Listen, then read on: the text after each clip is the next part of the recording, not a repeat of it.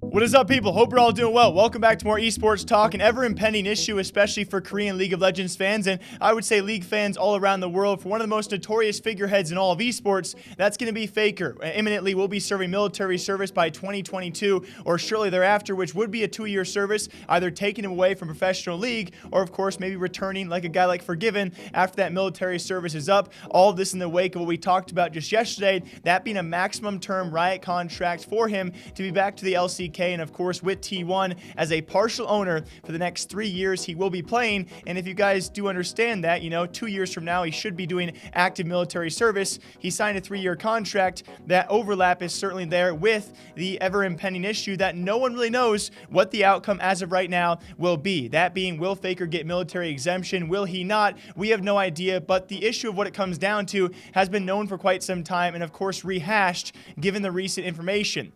T1 has now signed him for 3 years, given him partial ownership as well, and he could not even be playing for the extent of that 3 years. Will he come back from potential military service and keep on playing? No one has any idea. He will at least take on a leadership role, and his face alone brings so much value to a brand out there, but it's going to come down to the 2022 Asian Games. When it comes time for being recognized as an international sport, esports has had its struggle and its progression. I would say progress mainly towards the likes of Rocket League. League of Legends certainly at the tippy toes of that, but when it comes to Rocket League and being borderline an Olympic event, they've made the most progress across many esports out there. This comes down to the 2022 Asian Games. Can it be recognized as an international sport and thus give military exemptions to its Korean athletes or esports pros is the giant question. So far, we had the 2018 Asian Games, which did not give out military exemptions, but it could be due to some sort of miscommunication between the Korean military and those who held the event. And of course, a lot of things can change by the year of 2022,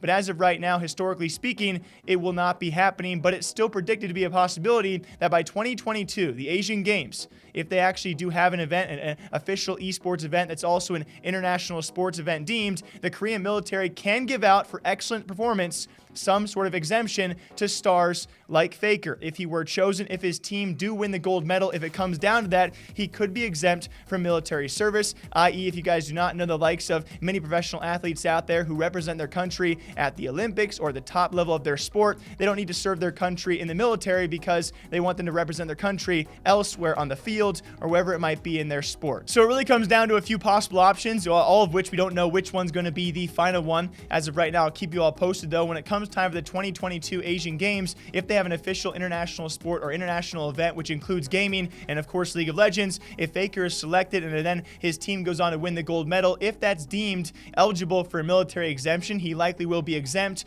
Will the Asian Games even have an official esports event is another question out there, and even so, will they give out the exemption even if they were to win the gold medal? All questions up in the air as of right now. The third option being, if none of that does happen, he will be serving his military service just shortly after 2022, which should be a 2-year term. He could come back in 2024, I guess, either with a leadership role, he'll still be coming back, or even as a player make his return, which ideally for esports pros, although a few out there can combat this, he would be certainly not in his prime, especially after serving 2 years of military service, probably not keeping up with all of his gaming hours, but still all in the air as of right now. What Faker's future might be, it's guaranteed he'll be a part of T1 as part of their ownership group, but will he be a player for the prolonged future and especially these next 3 full years is a giant mystery going forward. It all comes down to the 2022 Asian Games, and will military exemptions be given out to exemptional performance or exceptional exemption?